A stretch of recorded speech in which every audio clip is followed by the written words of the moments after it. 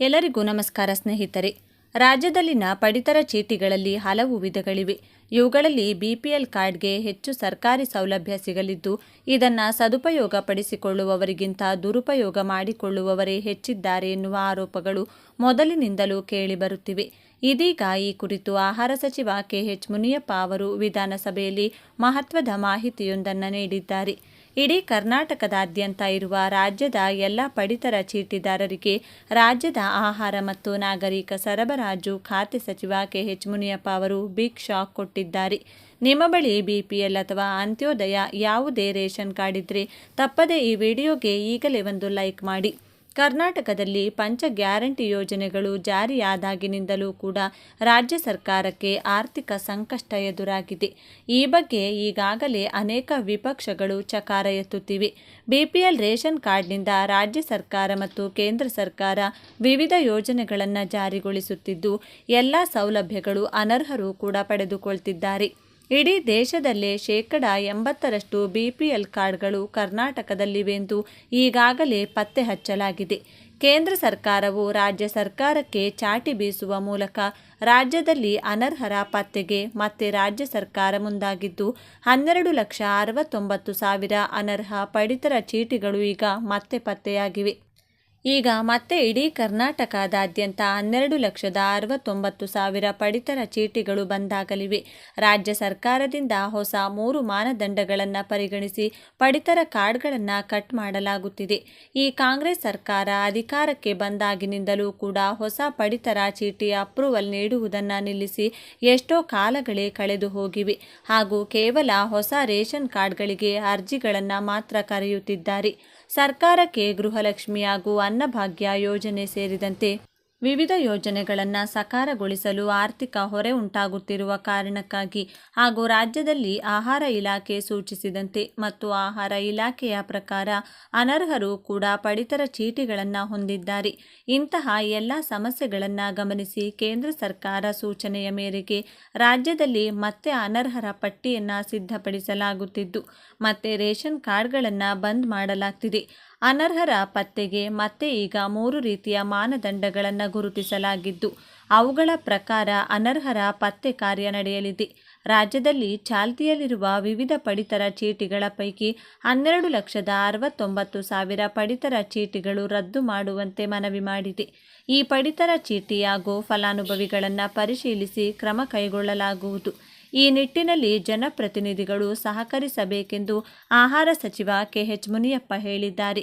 ವಿಧಾನ ಪರಿಷತ್ನಲ್ಲಿ ಕಾಂಗ್ರೆಸ್ ಎಂ ನಾಗರಾಜ್ ಯಾದವ್ ಅವರ ಪ್ರಶ್ನೆಗೆ ಉತ್ತರಿಸಿದ ಸಚಿವರು, ಇಡೀ ದಕ್ಷಿಣ ಭಾರತದಲ್ಲಿಯೇ ಕರ್ನಾಟಕದಲ್ಲೇ 80% ಬಿಪಿಎಲ್ ಕುಟುಂಬಗಳಿವೆ.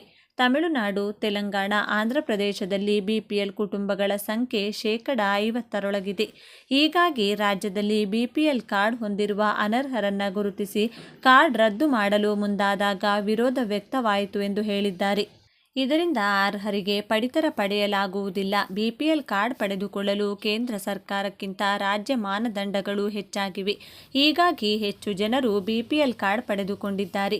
ಇಲಾಖೆಯ ತಂತ್ರಾಂಶದಲ್ಲಿ ಕಂಡುಬಂದ ದೋಷ ಪರಿಹರಿಸಿದ್ದು, ಪಡಿತರ ಚೀಟಿದಾರರಿಗೆ ಯಾವುದೇ ಸಮಸ್ಯೆ ಇಲ್ಲದ ಪಡಿತರ ವಿತರಿಸಲಾಗುತ್ತಿದೆ ಎಂದು ಹೇಳಿದ್ದಾರೆ.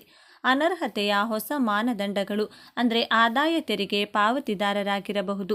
ಯಾವುದೇ ಕೇಂದ್ರ ಸರ್ಕಾರ ಅಥವಾ ರಾಜ್ಯ ಸರ್ಕಾರದ ಹುದ್ದೆಯಲ್ಲಿ ಕುಟುಂಬದಲ್ಲಿ ಯಾರೂ ಕೂಡ ಇರಬಾರದು. ವಾರ್ಷಿಕ ಆದಾಯವು 2 ಲಕ್ಷಕ್ಕೂ ಮೀರಿರಬಾರದು. ಇನ್ನು ಇತರೆ ಮಾನದಂಡಗಳನ್ನು ಪರಿಗಣಿಸಲಾಗುತ್ತಿದೆ. ಅಂದರೆ 7 ಎಕರೆ ಜಮೀನಿಗಿಂತ ಹೆಚ್ಚಿನ ಜಮೀನು ಆ ಕುಟುಂಬದಲ್ಲಿ ಯಾರ ಹೆಸರಲ್ಲೂ ಕೂಡ ಇರಬಾರದು. ಅಂದರೆ ಆ ರೇಷನ್ ಕಾರ್ಡ್ನಲ್ಲಿರುವ ಎಲ್ಲ ಸದಸ್ಯರ ಹೆಸರಿನಲ್ಲಿರುವ ಒಟ್ಟು ಆಸ್ತಿಯು 7 ಎಕರೆ ಮೀರಿರಬಾರದು. 4 ಚಕ್ರದ ಐಷಾರಾಮಿ ವಾಹನ ಹೊಂದಿರಬಾರದು. ಅಂದರೆ ಕಾರ್ ಇರಬಾರದು. ಒಂದು ವೇಳೆ ಇದ್ದರೂ ಕೂಡ ಅದು ಜೀವನೋಪಾಯಕ್ಕಾಗಿ ಇರುವ ಯೆಲ್ಲೋ ಬೋರ್ಡ್ ಕಾರ್ ಇರಬೇಕು. ಇನ್ನು ಇತರೆ ಮಾನದಂಡಗಳನ್ನು ಪರಿಗಣಿಸಲಾಗುತ್ತದೆ. ಇಡೀ ಕರ್ನಾಟಕದ ಎಲ್ಲ ರೈತರಿಗೆ ರಾಜ್ಯ ಕಂದಾಯ ಸಚಿವರಾದ ಕೃಷ್ಣ ಬೈರೇಗೌಡ ಅವರು ಭರ್ಜರಿ ಗುಡ್ ನ್ಯೂಸ್ ನೀಡಿದ್ದಾರೆ. ರೈತರು ತಮ್ಮ ಜಮೀನುಗಳನ್ನು ಪೌತಿ ಮಾಡಿಸಿಕೊಳ್ಳಲು ಇನ್ಮುಂದೆ ಕಂದಾಯ ಇಲಾಖೆ ಕಚೇರಿವರೆಗೂ ಅಲೆಯಬೇಕಿಲ್ಲ. ಸರ್ಕಾರವೇ ಈ ಪೌತಿ ಆಂದೋಲನದ ಮೂಲಕ ನಿಮ್ಮ ಮನೆ ಬಾಗಿಲಿಗೆ ಬರಲಿದೆ. ರಾಜ್ಯದಲ್ಲಿ ಮೃತಪಟ್ಟ ಜಮೀನು ಮಾಲೀಕರ ಹೆಸರಿನಲ್ಲಿರುವ ಪಹಣಿಗಳನ್ನು ವಾರಸುದಾರರ ಹೆಸರಿಗೆ ನೋಂದಣಿ ಮಾಡಿಕೊಳ್ಳಲು ಅಭಿಯಾನಗಳು ನಡೆದಿವೆ. ನಿಮ್ಮ ಜಮೀನು ತಂದೆ ತಾತ ಮುತ್ತಾತನ ಹೆಸರಿನಲ್ಲಿರದ ಈ ಪೌತಿ ಖಾತೆ ಮಾಡಿಸಿಕೊಳ್ಳುವ ಮೂಲಕ ನೇರವಾಗಿ ರೈತರ ನಿಮ್ಮ ಹೆಸರಿಗೆ ಜಮೀನು ವರ್ಗಾವಣೆ ಮಾಡಿಕೊಳ್ಳಬಹುದಾಗಿದೆ. ಪಹಣಿಗಳಲ್ಲಿ ಹಿಂದಿನ ಹಿರಿಯರ ಹೆಸರುಗಳೇ ಉಳಿದಿರುತ್ತವೆ. ಆದರೆ ನೇರವಾಗಿ ನಮ್ಮ ಹೆಸರಿಗೆ ಮಾಡಿಕೊಳ್ಳಲು ಅನೇಕ ದಾಖಲೆಗಳ ಅಗತ್ಯವಿರುತ್ತದೆ. ನಮ್ಮ ಬಳಿ ಹಿಂದಿನ ಕಾಲದಲ್ಲಿ ಮರಣ ಹೊಂದಿರುವವರ ಯಾವುದೇ ಗುರುತಿನ ಚೀಟಿಗಳಾಗಲಿ ಅಥವಾ ಮರಣ ಪ್ರಮಾಣ ಪತ್ರಗಳಾಗಲಿ ಇನ್ನಿತರ ಯಾವುದೇ ದಾಖಲೆಗಳು ಲಭ್ಯವಿರುವುದಿಲ್ಲ. ಹಾಗೂ ಕೆಲವೊಬ್ಬರ ದಾಖಲೆಗಳು ಲಭ್ಯವಿದ್ದು ಕೂಡ ಇನ್ನು ಕೆಲವೊಬ್ಬರ ದಾಖಲೆಗಳು ಲಭ್ಯವೇ ಇರುವುದಿಲ್ಲ. ಇಡೀ ರಾಜ್ಯದಾದ್ಯಂತ ಹೀಗೆ ಪೂರ್ವಜರ ಹೆಸರಿನಲ್ಲಿ ಆಸ್ತಿಗಳನ್ನು ಈಗ ಸಾಕಷ್ಟು ವರ್ಷಗಳಿಂದ ಜಮೀನು ಉಳುಮೆ ಮಾಡಿಕೊಂಡು ಬಂದಿರುವಂಥ ರೈತರ ಹೆಸರುಗಳಿಗೆ ಜಮೀನು ವರ್ಗಾವಣೆ ಮಾಡಲು ರಾಜ್ಯ ಕಂದಾಯ ಸಚಿವರಾಗಿರುವಂಥ ಕೃಷ್ಣ ಬೈರೇಗೌಡ ಅವರು ಮಹತ್ವದ ನಿರ್ಧಾರವನ್ನು ತೆಗೆದುಕೊಳ್ಳಲಾಗಿದ್ದು, ಪೌತಿ ಖಾತೆ ಎಂದರೆ ಒಬ್ಬ ವ್ಯಕ್ತಿಯು ಮರಣ ಹೊಂದಿದ ನಂತರ ಆತನ ಜಮೀನು ಅಥವಾ ಆಸ್ತಿಯನ್ನು ಆತನ ವಾರಸುದಾರರ ಹೆಸರಿಗೆ ವರ್ಗಾಯಿಸುವ ಪ್ರಕ್ರಿಯೆ. ಇದು ಒಂದು ರೀತಿಯಲ್ಲಿ ಆಸ್ತಿ ಹಕ್ಕುಗಳ ವರ್ಗಾವಣೆಯಾಗಿದೆ. ಇಲ್ಲಿ ಪೌತಿ ಎಂದರೆ ಮರಣ ಮತ್ತು ಖಾತೆ ಎಂದರೆ ಲೆಕ್ಕ ಅಥವಾ ಖಾತೆ. ಆದ್ದರಿಂದ ಪೌತಿ ಖಾತೆ ಎಂದರೆ ಮರಣದ ನಂತರದ ಖಾತೆ ಅಥವಾ ಲೆಕ್ಕ. ಪೌತಿ ಖಾತೆ ಮಾಡುವ ವಿಧಾನ: ಮರಣ ಹೊಂದಿದ ವ್ಯಕ್ತಿಯ ಮರಣ ಪ್ರಮಾಣ ಪತ್ರವನ್ನು ಪಡೆಯಿರಿ. ಕುಟುಂಬದ ವಂಶವೃಕ್ಷವನ್ನು ಸಿದ್ಧಪಡಿಸಿ ನಿಮ್ಮ ಹತ್ತಿರದ ನಾಡ ಕಚೇರಿ ಅಥವಾ ತಹಶೀಲ್ದಾರ್ ಕಚೇರಿಯಲ್ಲಿ ಅರ್ಜಿ ಸಲ್ಲಿಸಿ. ಅಗತ್ಯವಿರುವ ದಾಖಲೆಗಳಾದ ಮರಣ ಪ್ರಮಾಣ ಪತ್ರ, ವಂಶವೃಕ್ಷ ಮತ್ತು ವಾರಸುದಾರರ ಆಧಾರ್ ಕಾರ್ಡ್ಗಳನ್ನು ಸಲ್ಲಿಸಿ. ಪೌತಿ ಖಾತೆ ಮಾಡುವುದರಿಂದ ಆಗುವ ಅನುಕೂಲಗಳು: ಜಮೀನಿನ ಮಾಲೀಕತ್ವವನ್ನು ಕಾನೂನುಬದ್ಧವಾಗಿ ವಾರಸುದಾರರಿಗೆ ವರ್ಗಾಯಿಸಬಹುದು. ಜಮೀನಿನ ಮೇಲೆ ಸಾಲ ಪಡೆಯಲು, ಬೆಳೆ ಹಾನಿ ಪರಿಹಾರ ಪಡೆಯಲು, ಬೆಳೆ ವಿಮೆ ಪಡೆಯಲು ಅನುಕೂಲಕರವಾಗುತ್ತದೆ. ಸರ್ಕಾರದ ಯೋಜನೆಗಳ ಲಾಭ ಪಡೆಯಲು ಅನುಕೂಲವಾಗುತ್ತದೆ. ರಾಜ್ಯ ಸರ್ಕಾರವು ಪೌತಿ ಖಾತೆ ಆಂದೋಲನವನ್ನು ಹಮ್ಮಿಕೊಂಡಿದೆ. ಈ ಆಂದೋಲನವು ರಾಜ್ಯಾದ್ಯಂತ ನಡೆಯುತ್ತಿದ್ದು, ರೈತರಿಗೆ ತಮ್ಮ ಜಮೀನಿನ ಪೌತಿ ಖಾತೆ ಮಾಡಿಸಿಕೊಳ್ಳಲು ಅನುಕೂಲ ಮಾಡಿಕೊಡಲಾಗುತ್ತದೆ. ಇದಕ್ಕಾಗಿ ಗ್ರಾಮ ಪಂಚಾಯಿತಿಗಳಲ್ಲಿ ವಿಶೇಷ ಶಿಬಿರಗಳನ್ನು ಏರ್ಪಡಿಸಲಾಗುತ್ತದೆ. ಪೌತಿ ಖಾತೆ ಮಾಡುವುದರಿಂದ ರೈತರಿಗೆ ಮತ್ತು ಅವರ ಕುಟುಂಬದವರಿಗೆ ಅನೇಕ ಅನುಕೂಲಗಳಿವೆ. ಆದ್ದರಿಂದ ಈ ಅವಕಾಶವನ್ನು ಸದುಪಯೋಗಪಡಿಸಿಕೊಳ್ಳುವುದು ಒಳ್ಳೆಯದು.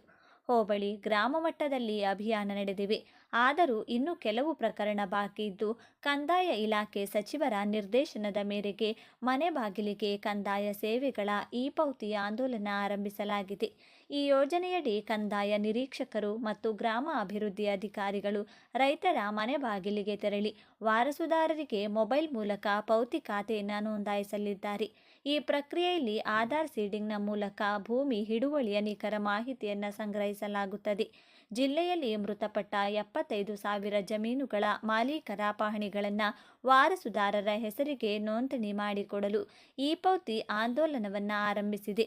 ಆಧಾರ್ ಜೋಡಣೆಯಿಂದ ಕೃಷಿ ಭೂಮಿಯ ಪ್ರಮಾಣ, ರೈತರ ಭೂ ಹಿಡುವಳಿ ಮತ್ತು ಸಣ್ಣ ಹಾಗೂ ಅತಿ ಸಣ್ಣ ರೈತರ ಸಂಖ್ಯೆಯ ಬಗ್ಗೆ ನಿಖರ ಅಂಕಿಅಂಶಗಳು ಲಭ್ಯವಾಗಲಿವೆ. ಮರಣ ಹೊಂದಿದ ವ್ಯಕ್ತಿಯ ಹೆಸರಿನಲ್ಲಿರುವ ಆಸ್ತಿಯನ್ನು ತಮ್ಮ ಕಾನೂನುಬದ್ಧ ವಾರಸುದಾರರ ಹೆಸರಿಗೆ ಜಮೀನಿನ ಖಾತೆಯನ್ನು ವರ್ಗಾವಣೆ ಮಾಡುವುದನ್ನು ಪೌತಿ ಖಾತೆ ಎನ್ನಲಾಗುವುದು. ಮನೆ ಬಾಗಿಲಿಗೆ ಹೋಗಿ ಪೌತಿ ಖಾತೆ ಅಭಿಯಾನ ನಡೆಸುತ್ತಿರುವುದರಿಂದ ಅರ್ಹರಿಗೆ ಸುಲಭವಾಗಿ ಪೌತಿ ಖಾತೆ ಲಭ್ಯವಾಗುತ್ತದೆ. ಜಮೀನಿನ ವಾರಸುದಾರಿಕೆಯ ಪಹಣಿ ಸಿಗುತ್ತದೆ. ಈ ಪೌತಿ ಆಂದೋಲನಕ್ಕಾಗಿ ಕಂದಾಯ ಇಲಾಖೆಯು ಪ್ರತ್ಯೇಕ ತಂತ್ರಾಂಶ ಅಭಿವೃದ್ಧಿಪಡಿಸಿದೆ.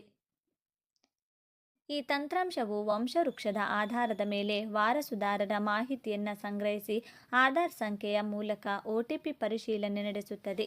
ಈ ಪ್ರಕ್ರಿಯೆಯು ಪೌತಿ ಖಾತೆ ನೋಂದಣಿಯಲ್ಲಿ ಸಂಭವಿಸಬಹುದಾದ ಅಕ್ರಮ ಕಡಿವಾಣ ಹಾಕಲು ಮತ್ತು ರೈತರಿಗೆ ತಮ್ಮ ಆಸ್ತಿಯ ದಾಖಲೆಗಳನ್ನು ಸರಿಪಡಿಸಿಕೊಳ್ಳಲು ಈ ಯೋಜನೆಯು ಸರಳ ಮತ್ತು ಪಾರದರ್ಶಕ ವೇದಿಕೆಯಾಗಿದೆ.